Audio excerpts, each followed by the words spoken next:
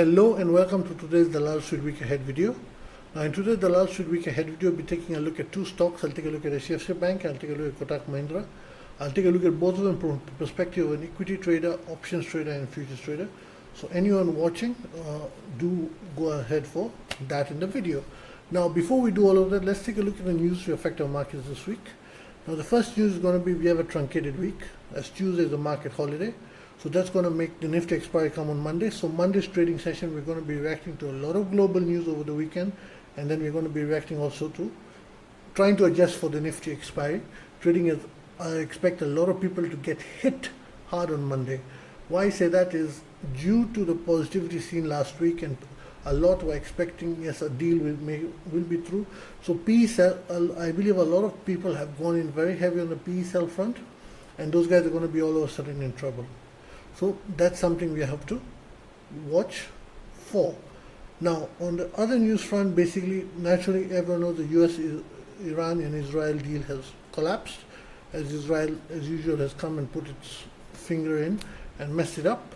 So that is most likely going to go back towards military use, and that's going to naturally shake the world markets. Plus Turkey has announced that if a future attack on Lebanon is done, will be considered an attack on Turkey. So this week it will be important to see if Turkey also starts attacking Israel. If that happens, then it will spiral into a bigger regional conflict, which will be devastating for not only our markets but all the world markets. Then a third news which has come out that about Trump hinting at a blockade.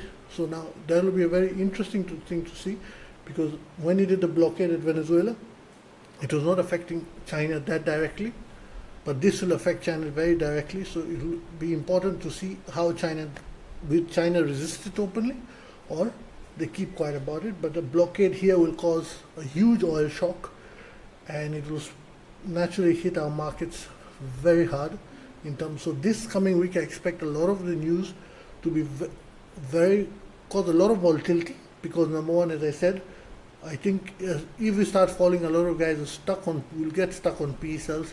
So they're going to have to react, either fight back or give up. So that's going to be an interesting play to see in the Nifty. And so I expect Monday's trading session in the Nifty to be a hot seat one rather than a comfortable one. So that's it on the news front. Now let's take a look at HDFC, then I'll take a look at Kotak for this video. Now coming to HDFC Bank.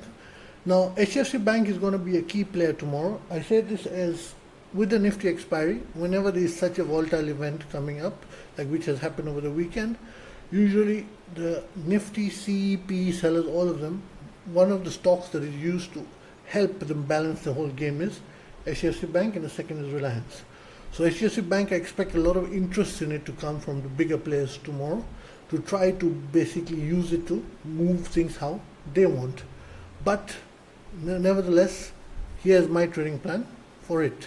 Now I've updated some of the levels. The resistance levels of HDFC Bank are the same as the one I've given in my previous video, which was on HDFC Bank. As I had said, given one of the resistance targets I'd given was 812. HDFC Bank had a gap up last week to 812 and could not cross it. Now the resistance stays the same, one at 812 and one at 835. On the other hand, supports have completely changed. Is one at 778, one at 760, one at 740, and one at 723. Now my trading plan is going to be pretty simple. If we break the low of this price bar, which had a big gap up, then first target is 778 and 760. 778 I doubt would be able to hold a lot of the pressure, as it is a good support, but it's not that mighty. So if 778 breaks, 760 opens up, and I believe if we break this, most likely we are touching 760. If not tomorrow, in the coming sessions. 760, I'm highlighting it again and again, it's a very key support. As if 760 breaks, then 740 is next, and most likely 723. So the two keys which I see in this is 760 and 723 as supports. So my plan is going to be based on more. I do not hold a position at HDFC Bank. Intraday, I'm not going to hold a bias in it because of, as I said, with Nifty Expiry, people are going to use HDFC Bank to exploit the Nifty. But on a positional term, I'm having more bearish bias unless it breaks above 835. That bias of mine is not going to go. So I'm going to look to more build positions for targets of 760 and 723 for April series in the coming sessions. Now let's move on to Kotak Mahindra Bank. Now Kotak Mahindra Bank is not a stock I've usually covered, but today I will be. So now Kotak Mahindra Bank, I've only put two resistance levels. This year's 380 to 384 is a very strong resistance. If it is able to break above this zone, then I will take a look at it in a completely different light. However, if it is not able to break above 380, 384, then I'm going to trade it in a similar fashion as HDFC Bank. If it breaks the low of this price bar, then it's a target of 360 and 355. This zone is very important for Kotak, because if it breaks this, it goes down to 340. So for both stocks, I have more of a bearish bias. And the only thing that will make me turn this is, number one, if they break through the respective resistance which I've given, like for Kotak is 384. And number two, if it's a sudden change in the news cycle of Iran and US.